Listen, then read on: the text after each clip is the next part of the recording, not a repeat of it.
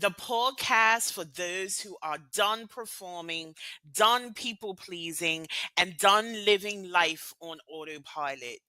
I'm your host, Leticia, the Survival Mode Disruptor, and this is where we create disruptive, unapologetic transformations for those who are ready to exit survival mode and reclaim their power.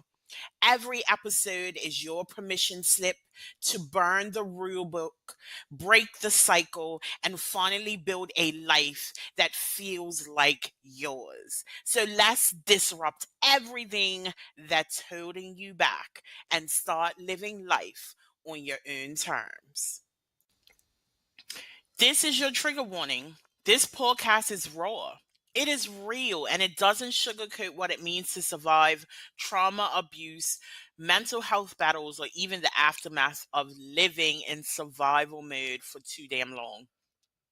What you hear on Survival Mode Disrupted includes unfiltered stories, graphic details, and a vulnerable truth that may trigger some of the audience. Please prioritize your emotional safety. If something feels too heavy, pause, breathe, come back when you're ready, or not at all. Your healing is yours to honor. These episodes are based on lived experience, not therapy sessions or clinical advice. Listening does not replace mental health treatment or constitute a coach client relationship. If you're in crisis, please seek immediate help from a licensed professional or contact your local emergency services. This space is built with care, but it's also built for truth and built for disruption. Take what you need, leave the rest, and most of all, trust yourself. If this podcast speaks to your soul, you don't have to do this work alone. Feel free to join our free Facebook community for high achieving women ready to break cycles and heal out loud. Join us at Disrupting Survival Mode on Facebook, or grab the book that started this movement, Exiting Survival Mode, raw step by step guide to help you identify, release, and rebuild from the survival patterns that have been keeping you stuck.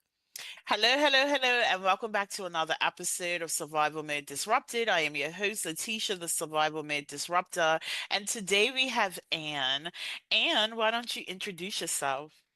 Hi, everybody. I'm Ann Alvarez. I am a parent coach, a school counselor, and the mother of two children, ages 25 and 15. Oh, 26. Soon to be 26. Oh my gosh. Wow. Well, welcome Um, to Survival Mode Disrupted. So Thank let's you. kick it right off. How would you describe survival mode? I think when you're going through the motions of life, but you know that you're wounded. And how do you know that? You know that by the way that you are responding to things that are happening in your life. So maybe you personalize things. I know for me, one of my things was to do, to constantly be doing. I did not feel valued or validated as a kid. And so I was always seeking validation. And so that's why I was always like continuously learning or trying new things or almost like to the point of being a workaholic and not really listening, doing, but not living in purpose and listening to what my needs were. So yeah, survival is just going through the motions, but knowing that you still are carrying wounds. Absolutely. So I'm curious now, why don't you tell us your story to and through survival mode? Yeah, so I didn't think of myself as a survivor until I was an adult. But as a kid, I grew up in a very dysfunctional home. My parents yelled a lot. There was a lot of conflict between my parents and even violence. And then my dad was abusive to me. He sexually abused me when I was 10. So that was really hard to go through that because that's your parent and you're supposed to trust your parents. But in my gut, I knew it was wrong, but nobody told me it was wrong. So I'm going through this dysfunction, this unhealthy home, and I'm not sure. I know it doesn't feel right, but I didn't know that it was unhealthy. I didn't know that this is not normal. This is not a healthy home until I was an adult. And then I understood it. So, yeah, just surviving that, I just leaned into God a lot, even in as a child. That's one thing my mom did do that influenced my life a lot was she brought us to church. And my aunt, who I was very close to, she would send me Bible verses, Bible readings. And so I found comfort in those. So I read that a lot and then I prayed a lot, you know, to God. I actually prayed to God when I was 12. I knew I was becoming a woman, my body was changing.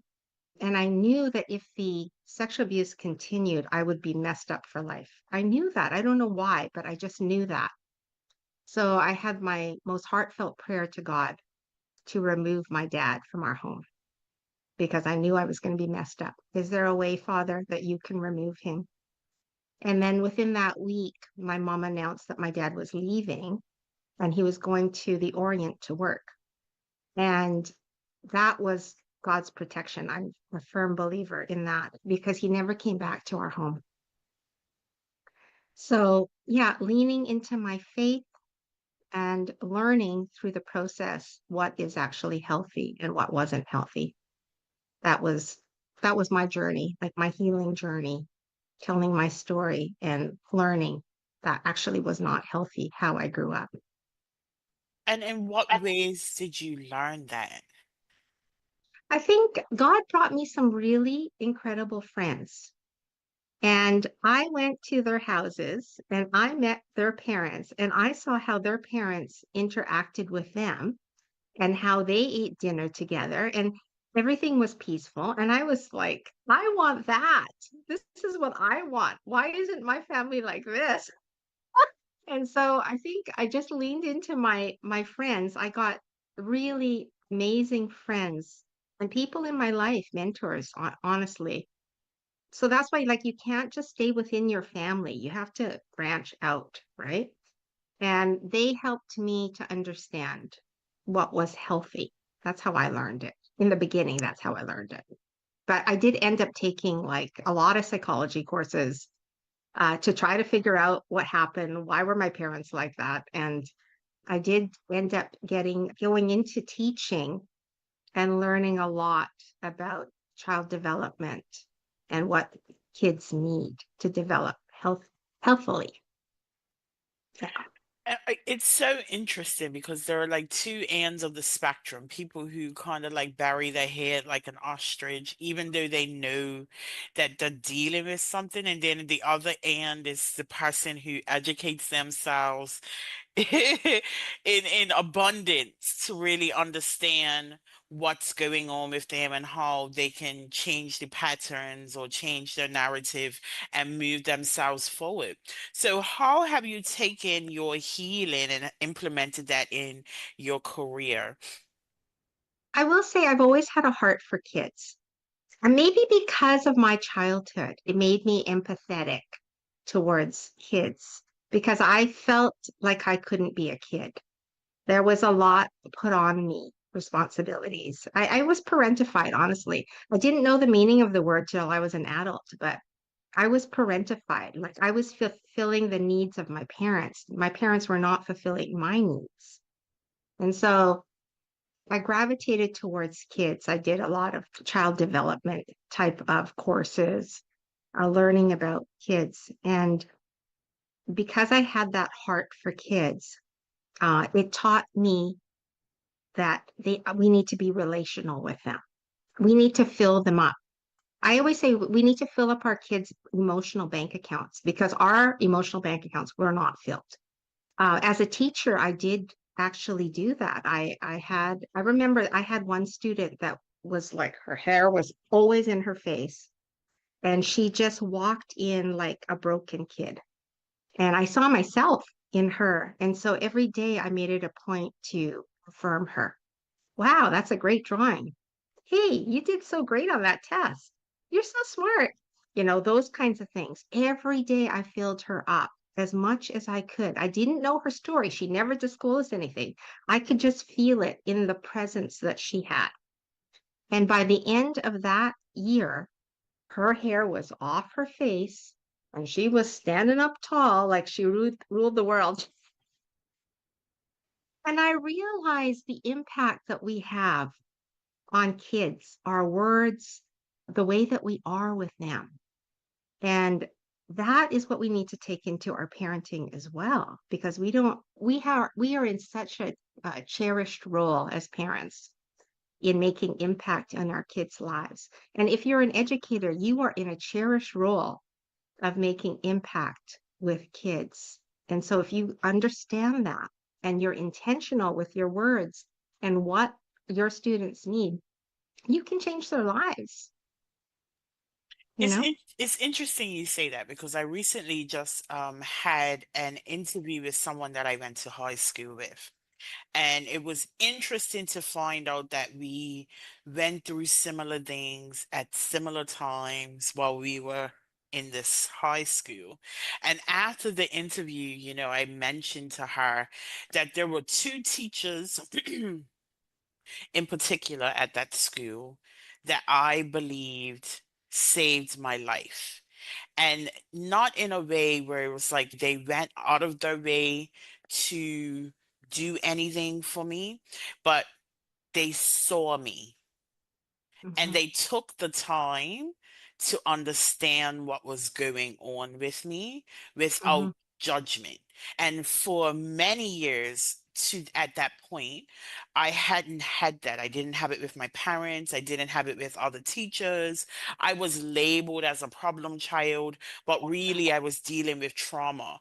And I have long-term goals for the things that I'm doing. I don't want to just focus on this podcast, but one of the things that I want to do is really create a space to trauma inform anyone that is interacting with kids, that is interacting with people who are traumatized.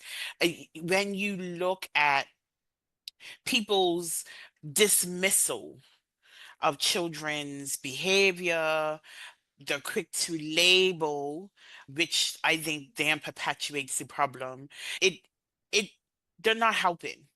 And I agree.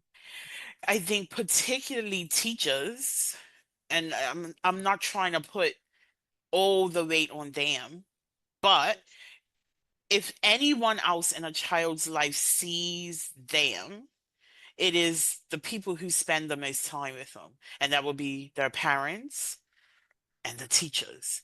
And oftentimes, and I'm only speaking from my experience, if they aren't approving of a child, Mhm, the child is essentially abandoned. And yes, find that it's unfortunate. I personally homeschool my kids because of the trauma I experienced in the school system.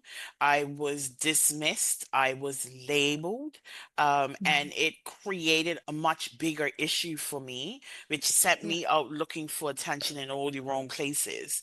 And I'm at a place now in my life where uh, those things don't affect me emotionally anymore, but I never wanted to put my kids in a similar environment yeah, where they weren't seen or heard, even though I'm doing my best to foster a healthy environment for them at home. yes, yes. I totally understand that because you want you want your children to have what you didn't have. And I understand that mother instinct to protect. It totally makes sense. But we also want to have kids exposed to other people, like good mentors, right? So, like, I do think it's really good to have them. I know, like, for me personally, my oldest son, he is really an outdoorsy kid. He does a lot of hiking and things like that. We were talking about this the other day, and he said, Mom, you know why I got so into hiking? And I said, well, we used to take you hiking. He goes, yeah, but not that much. But I used to go with my friend and his dad. And then I remember that I was a single mom, and this dad said, can I take your son with my son out hiking?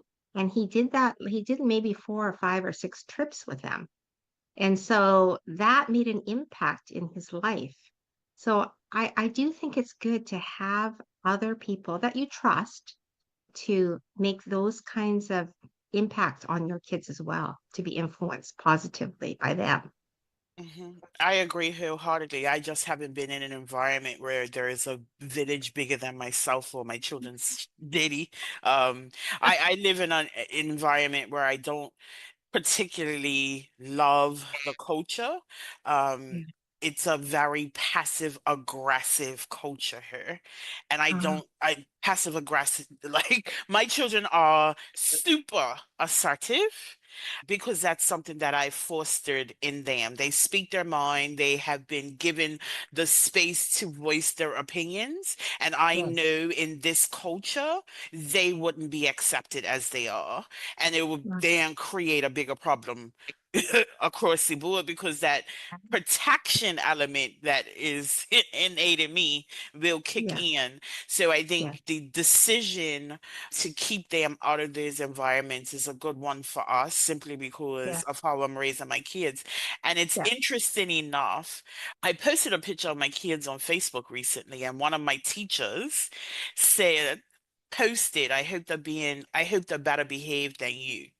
Now, this is 30 years later Oh. for them to make that comment. And I said, actually, they're being raised to be just as disruptive as their mother because well-behaved women really make history.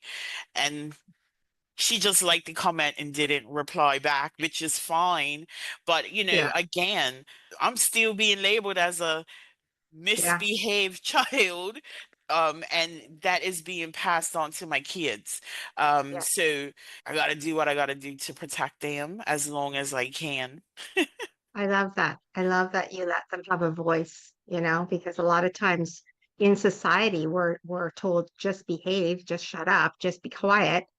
You don't have a voice. Well, your opinion doesn't matter as a child, right? And I think we have to change that. We have to change that dialogue because it's actually not healthy and Not at it's all. not good. You're It's it not going to have healthy relationships if you cannot speak your mind. exactly. And then that uh, really is in line with the survival identities that we tend to pick up as a result of what we've experienced, right? Like a lot of people end up being people pleasers because they learned very early on that someone didn't like how Yes. they showed up in the world. So they learn to change it to keep those around them comfortable while inside they're slowly dying because they're doing things that are in direct contradiction of who they are or what they want to do. So Yeah. it's so important to be able to live in a space where we are authentic, even in a Yes. society that doesn't really allow it. I agree. I agree 100%. We have to be authentic and true to ourselves. And I think parents need to reframe, if they have a child that is strong-willed, that they're not being difficult. They're actually exhibiting leadership qualities. This is what you want to foster. Hmm. You don't want to stifle that spirit. That's actually a good spirit to have. Confidence, boldness, speaking your mind. Like, don't stifle that because that is their element. And they could grow to be a prime minister, president. They could grow to be someone of great leadership qualities. So, yeah, I think we have to reframe the way we think about our strong-willed. I'm going to say strong-willed kids, but I just love strong-willed kids because Hmm. I think those are the leaders of the world. Absolutely. That and it's interesting that leadership isn't something that is openly accepted until you are of age. It Mhm. it it makes people feel very uncomfortable when someone is displaying leadership capabilities at a very young age. Yes, We live in a society that expects to be comfortable 100% of the time. And it's yes, unfortunate because it removes the human element of us. And most of us then spend another 10, 15, 20 years trying to find it again. Exactly, because it was stifled in our childhood. Exactly. Yeah. I'm with you, Leticia. I'm with you. So, what got you into coaching? I've been working with families for over 30 years as a teacher, as a school counselor.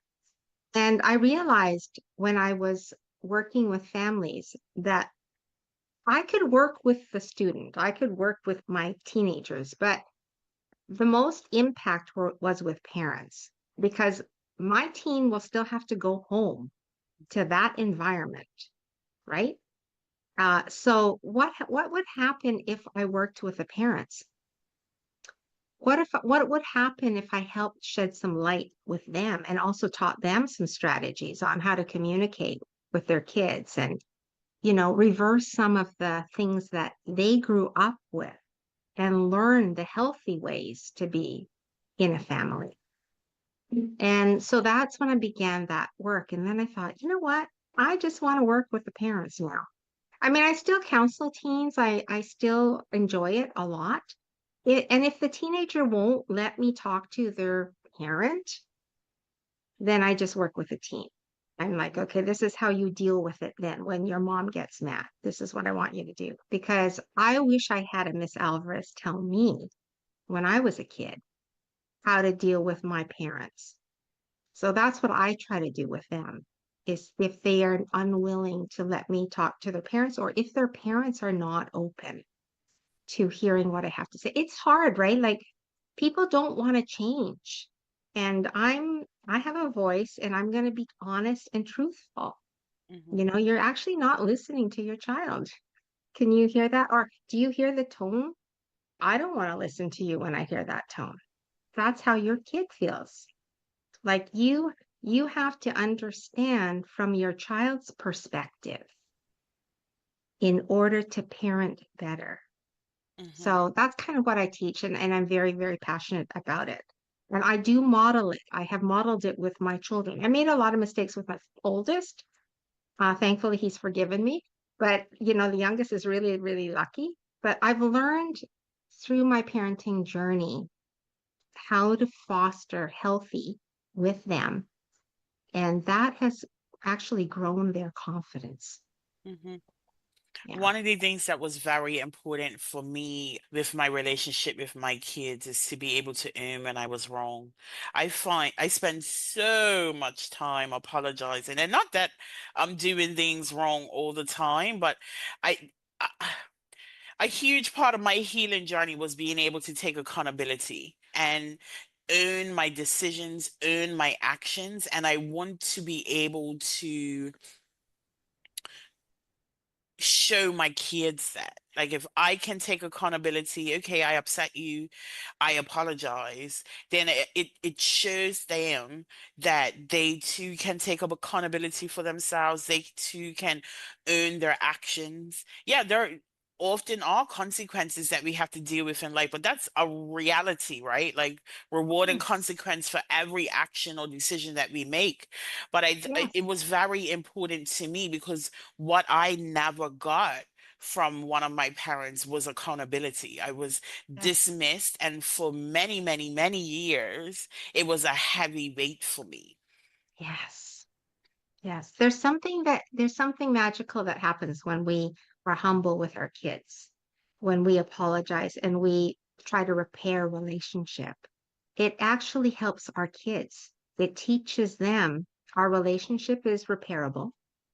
It gives them safety and it allows them to be okay to make mistakes and also to apologize. Like I notice when I do that, my kids will often apologize too. They they always do. If they know that they've hurt me, then they will say, yeah, sorry, mom, or whatever it is. And it's because I modeled it first, Hmm. right? So I think it's really important that we show we're human. We're not going to be perfect. And we need to show that to our kids. I'm human. I lost it. I'm frustrated. I'm tired. I'm sorry I yelled. It's okay to make mistakes, but the most important part is the repair, the repairing of relationship. They have to learn that so that they have good relationships, with all their friends and spouses to be and their own children. Yeah. And then it also, outlines the importance of that because we also know how easily trauma and patterns and narratives can be passed on from generation to generation. And if we are really committed to making the world a better place, it really starts with us and how we interact with the people that are around us, whether they're children or not.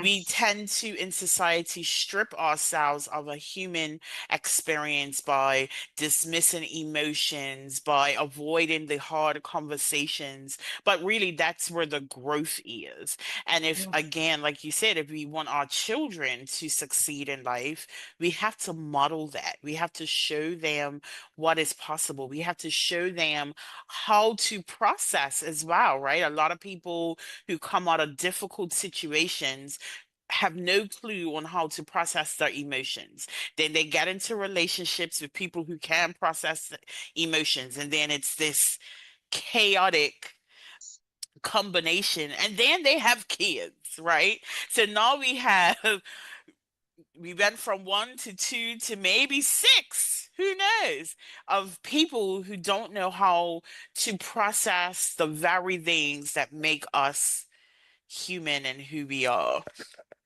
Yeah, I think that the words that are left unsaid in families break families. And I know that for me personally because I didn't have a voice as a kid or didn't feel like I had a voice as a kid.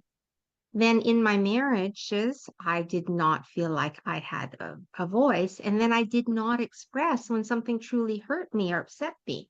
And I kept it inside.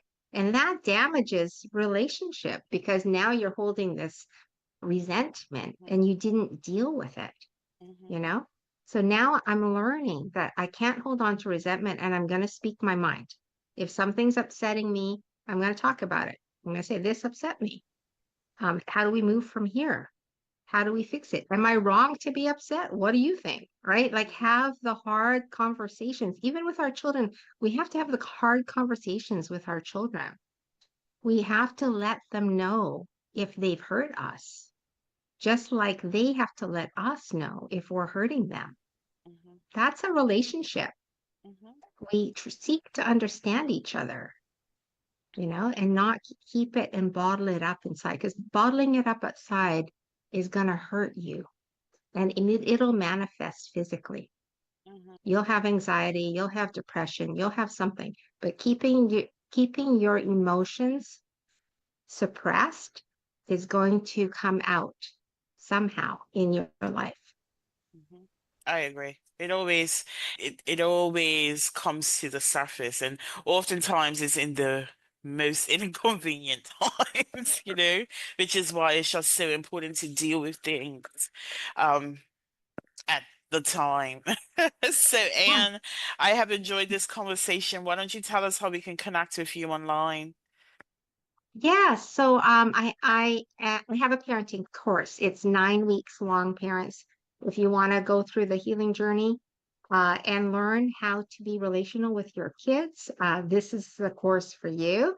I also do coaching, private coaching, and you can find me on Facebook. Masterful Parenting is my business and the program that I run. So you can find me on LinkedIn under Ann Alvarez. You can find me on YouTube at Masterful Parenting, Instagram at Masterful Parenting, and Facebook at Masterful Parenting. So I'm all over the place. Instagram, yeah. So reach out. Yes, we will make sure that information is in the show notes. But before we wrap it all up, Anne, one key takeaway for the audience to action. I would say if you have not begun your healing journey, you got to do it now. Do not walk around wounded because, as Jan Van Sant says, if you don't heal the wounds of the past, you continue to bleed. You do not want to live a life where you're continually bleeding. So, parents, you have to take the first step into your healing journey, and that is to acknowledge that you had pain in your Mhm. childhood.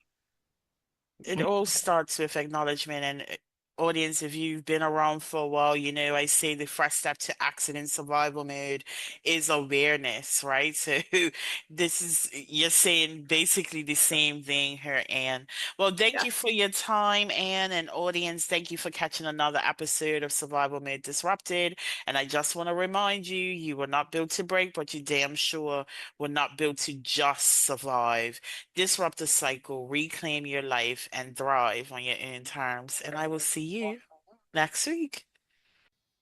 Once again, thank you for joining another episode of Survival Mode Disrupted, hosted by the Survival Mode Disruptor, Leticia.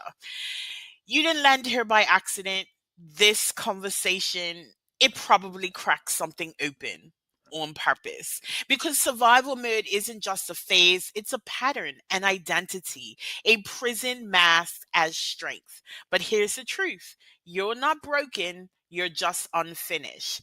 So if something stirred in you today, don't ignore it, don't numb it, move with it. And I want to once again invite you to join Disrupting Survival Mode, the Facebook community where healing is loud and messy and real. I also want to invite you to buy my book, The Survival Mode Exit Plan, because your breakthrough deserves a blueprint. And if you felt seen today, be sure to share this episode with someone who needs to hear it. Like, subscribe, and drop a review. That's how we amplify the voices that need to be heard. And remember, this isn't about fixing yourself. This is about finding yourself again beneath the rubble. Until next time, choose ease, choose power, choose you. This is Survival Mode Disrupted. Let's keep shaking shit up.